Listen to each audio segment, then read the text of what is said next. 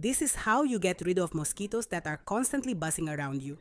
Start by grabbing a fresh lime and carefully cut off the top. Keep this piece because we'll use it again later. Now scoop out some of the fruit from the center, creating a small cavity inside the lime. Next, fill that space with ground cinnamon. Its warm aroma helps make the scent even stronger. Now add a few whole cloves. Their intense, spicy scent adds another layer of fragrance to the mixture. Now take a cinnamon stick and place it upright in the center. Put the top of the lime back on, leaving enough space for the cinnamon stick and smoke. Carefully light one end, blow out the flame so it only smolders. As the ingredients warm up, their combined aroma will gradually spread through the surrounding area.